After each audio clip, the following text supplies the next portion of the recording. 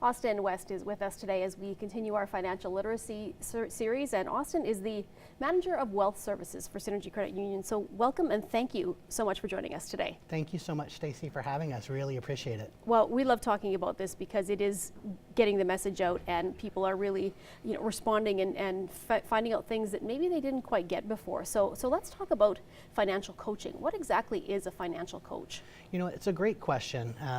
Stacy, a financial coach is somebody who is going to work with our members or with our community on something that they hold most dear, and that's our finances. In fact, most people say that their health, their family, and their finances are three of the most important things in their life. And so if I were going to use an analogy from a different area, like if someone was really serious about getting fit or on their health side of things, someone might choose to try it on their own for a while.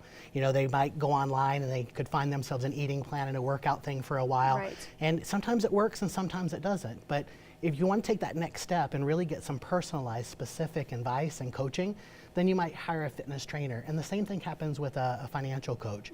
It's someone who gets to know you as an individual and takes the time to understand where you are today and where you want to get to, and starts to break those things down that can look really big into smaller tasks, right, to help you along your journey. Right, so that is the difference then between a financial coach and an advisor, is kind of like the analogy you just used? Yeah, I would say that there's some commonalities between being an advisor and a coach. In fact, many advisors are coaches. I would have to say that we at Synergy really are trying to embrace and embody the practices of coaching, which is sometimes advising looks at that big picture, it gives you this big number, and then a coach is one that will take it and break it down. It's co-created with the member. It's the things that are very personal, and sometimes it's overcoming the mental and emotional roadblocks that are standing in our way from getting us to where we want to be, whereas advising sometimes doesn't happen that way. Right, okay. Now, what is something you should look, if you have a financial coach, what should their skill set be? What's the tools that they need in their back pocket? You know, I would say someone that has experience. And when we talk about coaching, it is very personal. It means it's a commitment to be open and honest about where we are today, and sometimes that feels vulnerable. So whenever you're talking about a relationship, it means interviewing someone and making sure that this is a person that you could trust and that you could open up with and share, again, not only what your personal finances are, but what's holding you back and what's standing in the way, because that's the work you're going to be working on.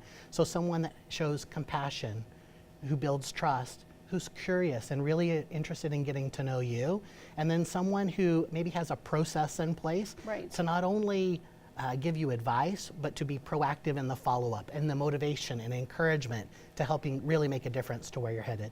And what would you say, Austin, to those people who maybe feel like they're in a position where they don't want to go into a financial institution because they don't think they have the money to start anything? What would your advice be to that person? You know, my advice to that person is it's amazing. Actually, I'm going to say this. 40% of working Canadians right now are feeling overwhelmed even with the amount of debt that they carry. And so when we walk into a financial institution, sometimes it's not always just working on the positive side of the balance sheet. That financial coach is there to take a holistic view of your financial picture, and sometimes it means tackling some debt before we ever even start working on the positive side of things.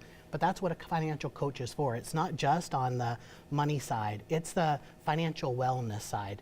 And I would say if you're really interested in making an impact on your financial life and achieving your goals, reaching out to a financial coach is worth it. Okay, great. Thank you so much, Austin. And we'll be back next hour to chat more with Austin in our financial literacy series.